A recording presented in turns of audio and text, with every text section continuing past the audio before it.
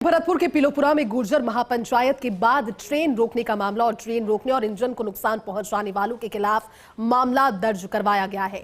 Railway act सार्वजनिक संपत्ति को नुकसान पहुंचाने के अधिनियम के तहत मामला दर्ज हुआ है। इस रिपोर्ट में कहा गया कि रेट अभ्यर्थी ट्रेन के इंजन पर चढ़े और पटरी को भी क्षतिग्रस्त किया।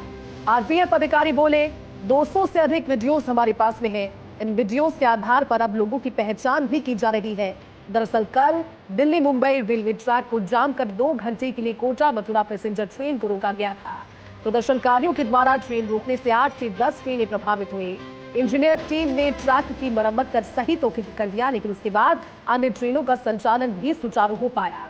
बयाना के सदर थाने में इस प्रकरण को लेकर के जानकारी है कि मामला दर्ज करवाया गया है। तस्वीरें आपके सामने तो तस्वीर कल नजर आई।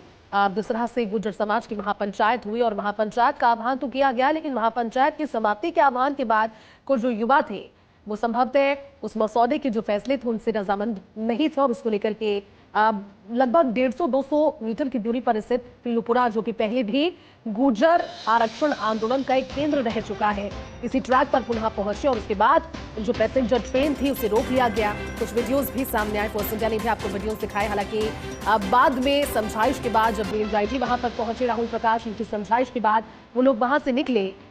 एसपी लगातार मॉनिटरिंग कर रहे थे, लेकिन इस दौरान ये जो तस्वीरें थी जिसमें ट्रेन की पटरियों को क्षतिग्रस्त करने की कोशिशें की गई, सार्वजनिक संपत्ति जाहिर सी बात है उसे नुकसान पहुंचाने की कोशिश की गई और इसीलिए बार बार कहा जा रहा था, क्योंकि बिंदु ये था कि पहले जो पूर्व में दर्ज किए गए कानूनी मामले हैं उनको वापस लिया जाए, लेकिन बार बार इसीलिए दरख्वास्त की जा रही थी कि आप वहां से हटिए, क्योंकि मामला दर्ज होने के बाद भविष्य पर संकट मंडराता है। हालांकि अब इसको लेकर के कल का एक प्रकरण दर्ज हुआ है।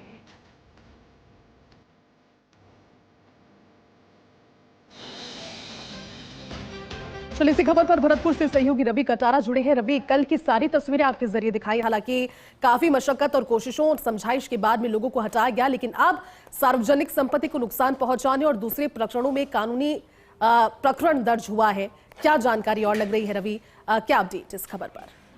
ये स्वाभाविक है, कल जिस तरीके से ट्रेन को रोका गया उसके बाद ये जो प्रक्रिया है वो होनी थी, क्योंकि इससे पहले भी इस बात को कहा गया था कि भाई ट्रेन कोई रोके नहीं तो उनके ऊपर मामले दर्ज हो सकते हैं। और वही बात आज सामने आई है कि आरपीएफ की तरफ से जो बयाना सदर थाना है उसमें मामला दर्ज कराया गया है। हालांकि इसमें जो आरपीएफ अधिकारी है उनका साफ तौर पर कहना है कि करीब उनके पास 200 के करीब वीडियो हैं, जिनके आधार पर उन्होंने इस वीडियो के आधार पर पहचान की। हालांकि किसी का व्यक्तिगत नाम इसमें लिखा नहीं है, लेकिन जो मामला दर्ज कराया गया है उसमें थाने में रेलवे एक्ट और सार्वजनिक संपत्ति को नुकसान पहुंचाने का मामला दर्ज कराया गया है।